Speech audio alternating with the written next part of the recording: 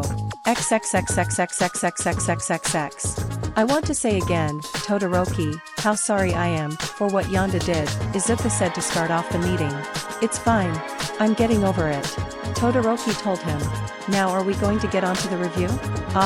Well, there's not much to say really, Izuku told him. There was the incident with Kiba, but given you, lack of experience with people, and the incident later with Yonda, I'm not going to hold that against you. Other than that, all you did was laundry, which I appreciate, don't get me wrong. I know how painfully long and tedious that can be, but there isn't much to discuss. Alright, in that case, am I free to go? Todoroki asked. Yeah, thank you for your time, Izuku told him. And once again, thank you for now suing me. I don't think I could. If I told my father about what Yonda did, and that it resulted in me finally using my fire, he'd most likely send you a check. Todoroki said. Well, if you need anything at all, remember that the Midoriya Foundation owes you a favor, Izuku told him. I'll keep that in mind, Todoroki said, before taking his leave. XXXXXXXXXXXXXXXXX. Well, Hagakure, you've done a good job at keeping up morale alongside Mina, and helping out during lessons, Izuku told the invisible girl. Well, I try my best, Toru said, repeating the same thing Izuku had been hearing all day. But I really wish I dash. Please don't say you wish you could do more.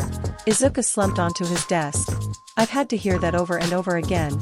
You guys did fine. You lightened the load a lot and let me recover from my collapse. Thank you. There was a brief moment of silence, as Toru was stunned by Izuku's sudden outburst. Eventually, however, Izuku picked his head back up. I'm sorry for that, it's just, today has been kind of stressful. I'm not used to being the boss, you could say. And I'm not really used to other people saying things like that. You don't like other people devaluing themselves? Toru asked, raising an invisible eyebrow. Well, imagine how your mom and Uraraka feel. Oh, right. Izuku realized his hypocrisy. I guess I do say stuff like that a lot too. Is that how they feel when I say it?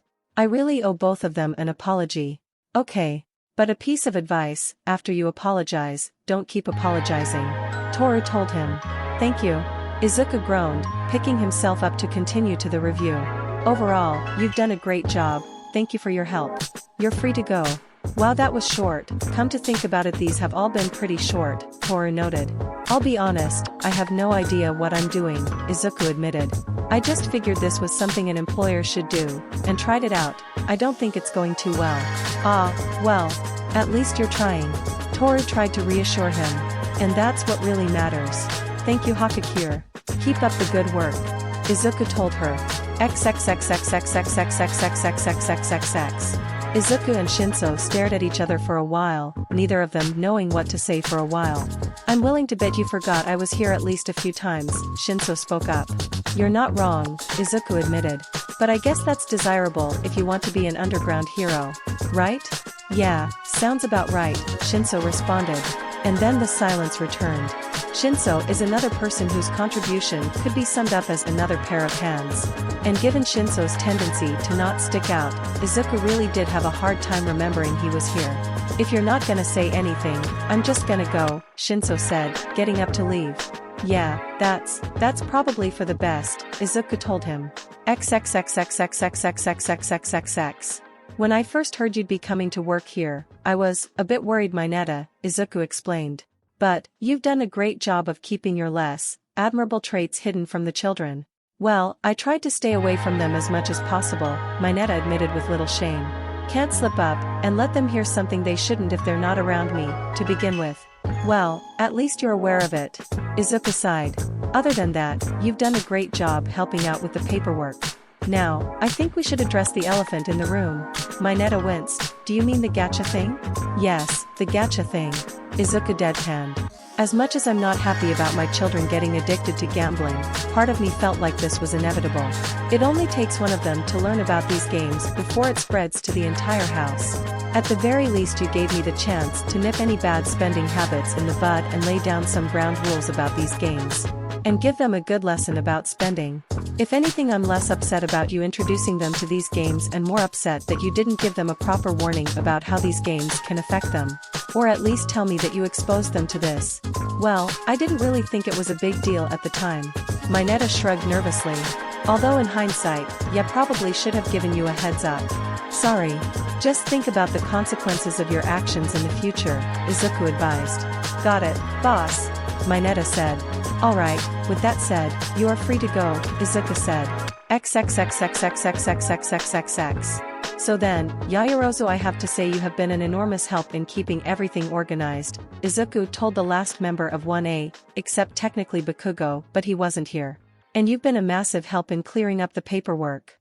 You've gotten through it as fast as I normally do. It was a shock to see how fast I managed to get through it all, Momo admitted. When I first saw the stack of papers I'd have to work through, I thought it would take me weeks. But after a couple of days, they were done. Unfortunately, they were swiftly replaced with an equally dense pile of papers. Yeah, when you're dealing with an operation as massive as this one, the paperwork never really ends. Izuku sighed. Even on my end with the massively reduced workload you guys afforded me, the papers just kept coming. Ugh. But back to the review, I also have to thank you for helping out with the lesson plans and tutoring, as well as Nara's personal lessons. It means so much to me that these kids are getting a good education. Yes, I was wondering if you had a replacement teacher in mind for when we leave? Momo asked. Well, yes actually, Izuku answered tentatively. I have my eye on someone. They're not someone who'd be expected for me to hire, so I'm more confident that they are not an assassin. However, the reason for them being unexpected is the same reason I'm a bit apprehensive to actually hire them. Are they dangerous? Momo asked, looking a bit worried. I don't think so, Izuku answered, sounding unsure.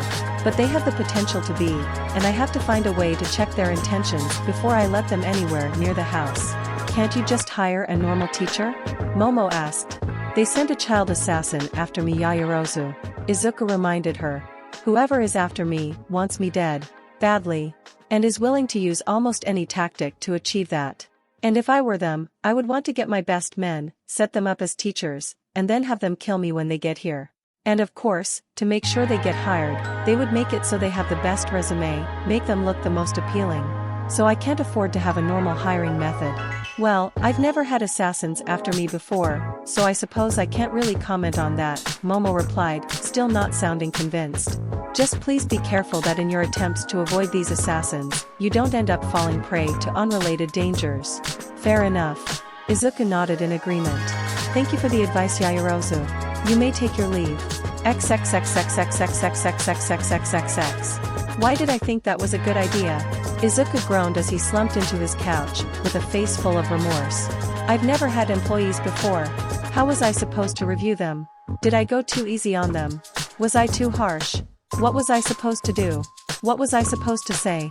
Listening to Izuku vent, on the couch opposite to him, was his mother. Smiling patiently. I think you did fine for your first time, Izuku. These kids were all doing their best, and none of them really needed to be told anything in particular. Then what was the point of this? Izuku asked. Inko shrugged. There are lots of pointless things in business, Izuku. Things like this just kind of happen. Don't worry too much about it. It's not like it took a lot of their time, well except for Mina, but that was important. I guess. Still, I feel bad about calling them for something pointless. Izuku sighed. I guess I could give them another pay raise. Izuku, you can't give your employees a raise every time something slight inconvenient happens, Inko told him. If you do something you think slightly inconveniences your employees, stop. That's it. Well, if you say so. Izuku sighed. Oh, and Izuku. I wanted to tell you I'll be leaving around the same time the UA students do. Inko explained. Really? Izuku asked, looking a bit startled. It feels like we barely talked. Well, we've both been busy, Inko told him. And we both know I'm not exactly one to stand out, unlike Mitsuki. I wish I could stay longer but, I have work to do. I've seen the finances here, and I'm more sure now than ever that I need to grow my business as much as possible. That's fair. Izuku sighed. I'm gonna miss you, Mom. Oh, sweetheart. Inko got up, walked around the table, and hugged her son. I'm not gone yet. How about we go watch some of those All Might movies together like we used to? You know what? I'd like that. XXXXXXXXXXXXXXXXX. Alright, guys. Listen up. Mina shouted to her entire class, who had all gathered together. We don't have long until we leave, so we need to do something special. Let's get the party planning begin.